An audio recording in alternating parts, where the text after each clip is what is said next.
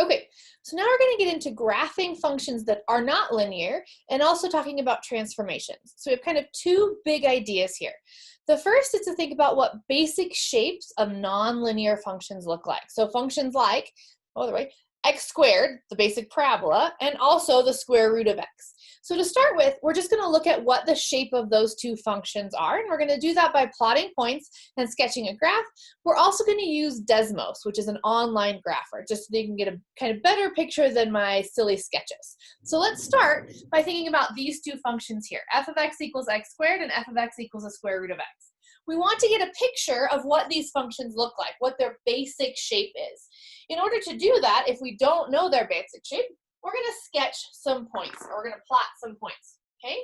So to start with, if we're looking at the graph of x squared, we're going to plot these points here. In other words, when I plug in x equals -2, or f of -2, what will I get? I'll have -2 squared. -2 squared means -2 times -2, which is +4. So that tells me on my graph I have the point -2, 4. -2, 4. Okay. Now we're going to plug in -1. So f of -1 means -1 squared. -1 times -1 is +1. So that means we have the point -1, 1. -1, 1. Now let's plug in -1/2. Well, what's -1/2 squared? That would be -1/2 times -1/2. Negative times a negative is a positive. When we multiply fractions, we multiply numerators. 1 times 1 is 1. 2 times 2 is 4. So -1/2 squared is +1/4. So we have the point -1/2, 1/4. So there's -1/2, and there's 1/4. Now what happens when we plug in 0? 0 squared is 0. I'm going to kind of start shortcutting this a little bit. So we have the point 0, 0.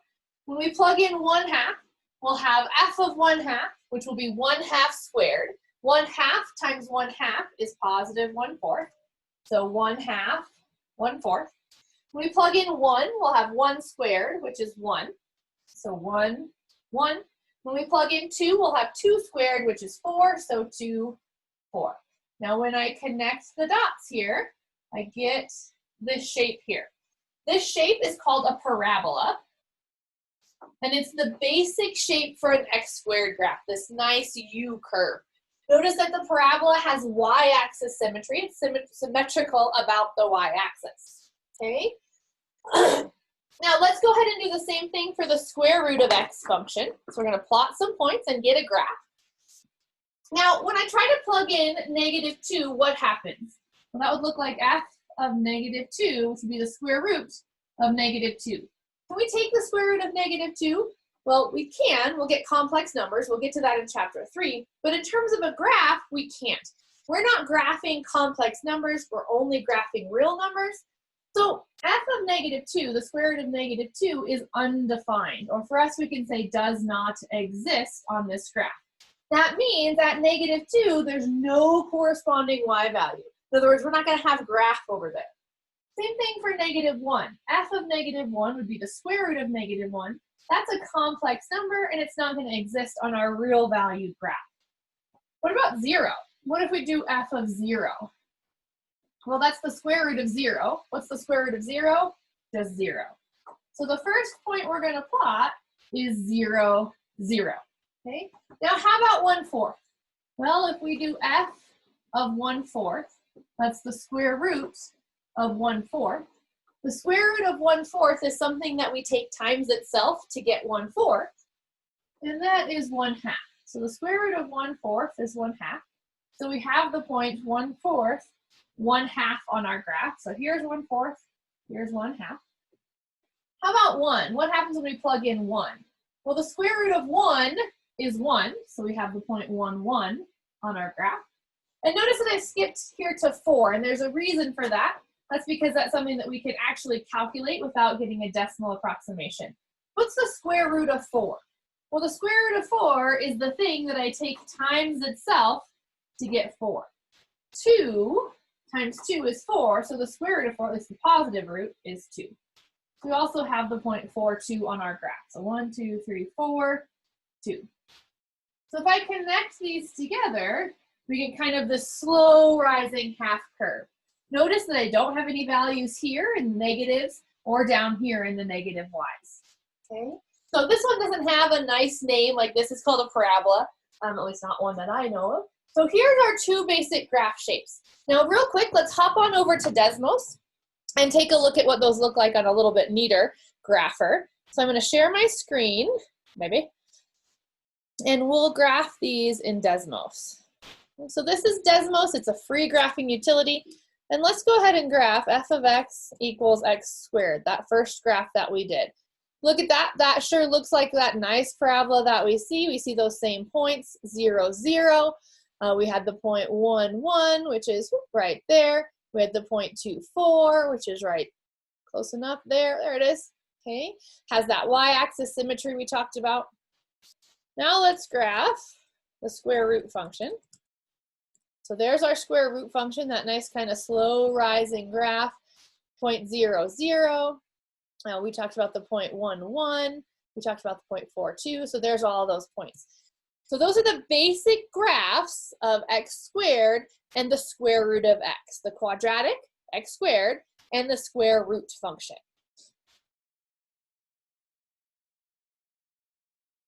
Okay, now that we have the idea of the basic shape, so the x squared is this u curve or a parabola, square root of x is this kind of slow rising curve here. What I want to do is look at what happens when we change one small thing. So in blue, we have the basic shape, the x squared graph. Now in green, I want to graph negative x squared. So all that's changed is I've stuck a negative out in front of there. Now we're going to plot a couple points and see if we can figure out what happens. When I plug negative 2 into when I plug negative 2 into negative x squared, I have negative 2 squared. Now notice that this negative is outside of the squaring. So order of operations tells me I need to square first. Negative 2 squared is positive 4, and then when I throw that negative in front, I get negative 4.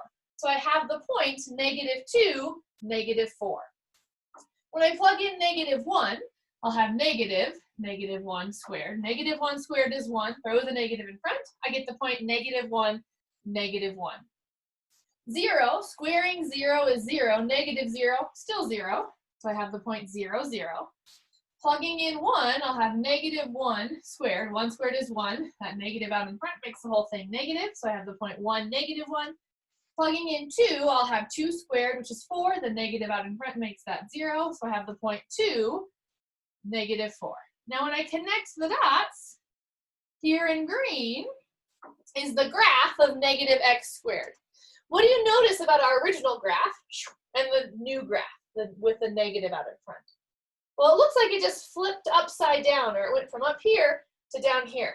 Let's do the same thing over here. We're only going to plot 3 points just to get a brief idea. So I'm going to be graphing f of x equals negative square root of x. When I plug in 0, I'll have negative square root of 0. The square root of 0 is 0. Negative 0 is just 0. So I have the point 0, 0.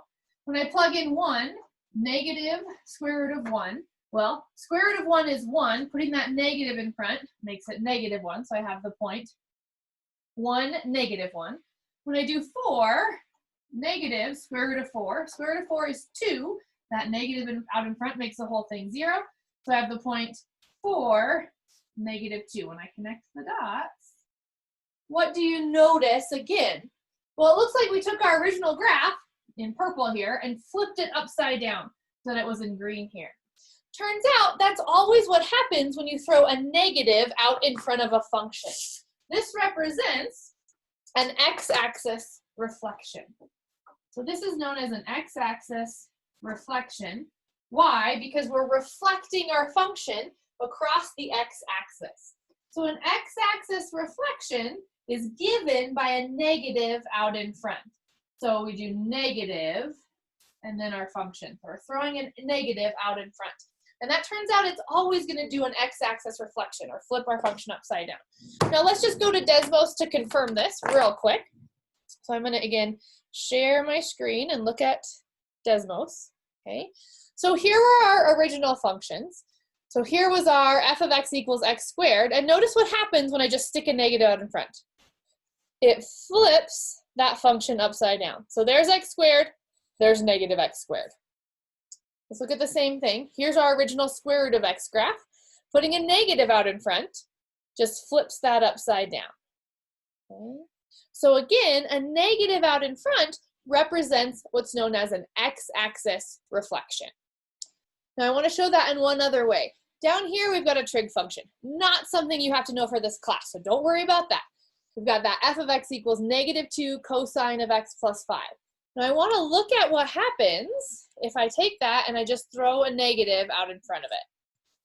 Notice that just like before, throwing a negative out in front of the whole thing is an x-axis reflection. In other words, it takes this whole function, whatever it looks like, and it flips it over the x-axis. So putting a negative out in front is always going to flip us over the x-axis. That again is known as an x-axis reflection. Okay, now I've gone back to our original, so we have our original basic shape of x squared, basic shape of the square root of x. Last time, we looked at what happens when we throw a negative out in front. So we graph f of x equals negative x squared, then f of x equals negative square root of x. And we saw that both of those were an x-axis reflection, or flipped our function upside down, flipped it across the x-axis. Now we're again going to do something with a negative. The difference is where the negative is located. Here our negative is kind of out in front. Here our negative signs are inside with the x, or inside our squaring function and inside our square root function. We want to see what happens when we do that. So first one, let's see what happens when I throw a negative inside. So what will that mean? Well, when I plug in -2, I'll have -2 squared. -2 is +4. +4 squared is 4. So I'll have the point -2, 4. That was already a point on our graph. When I plug in -1, I'll have -1 squared. So I'm just replacing the x with -1. Negative is a positive. +1 squared is 1. Plugging in 0, I'd have -0, which is just 0. 0 squared is 0. Let's plot this point, -1, 1. And now I also have the point 0, 0. When I plug in 1, I'll have -1 squared. -1 squared is +1, so I have the point 1, 1. Plugging in 2, I'll have -2 squared. Remember, I had a negative already, so -2 squared, which is +4. Did that change our function at all? In this case, we get the same function, x squared and -x, quantity squared. They graph exactly the same way. So does that negative inside not do anything? Let's do another example and see if we can figure it out. Okay, well, last time when we were graphing negative square root of x with the negative out in front, we plotted the points 0, 1, and 4. Unfortunately, 2 of those points are going to be problematic for us this time. Let's see why. If I plug in 0, that's fine. I'll have the square root of -0, but -0 is just 0. Square root of 0 is 0. So I have the ordered pair, 0, 0. Okay. What about if I plug in 1? Well, if I plug 1 into the square root of -x, I'll have the square root of -1. Darn it, didn't we decide we couldn't take the square root of a negative, at least not if we're going to, for graphing purposes? So this doesn't exist. Same thing if I try and plug in 4. I'll get the square root of -4, which doesn't exist. Turns out we need to think about graphing things like -1 and -4. Why? Well, look at what happens when I plug in -1, the square root of -x. I'll have the square root of -1. Negative makes a positive, so I'm left with the square root of 1. What's the square root of 1? 1.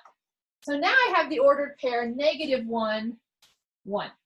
When I plug in -4, I'll have the square root of -4. Negative makes a positive, so I'm left with the square root of 4. The square root of 4 is 2, so I have the ordered pair -4, 2. So now compare these two graphs, this guy and this guy. How do they compare? Well, they look very similar, again with some wiggle room for my not great graphing skills on a board. But it looks like this is a reflection across the y-axis of this. In other words, I flipped it across the y-axis. Now, if we think about that, what would happen if I took my original blue graph here and flipped it across the y-axis? Well, nothing. This is symmetrical about the y-axis. That's why it doesn't look any different.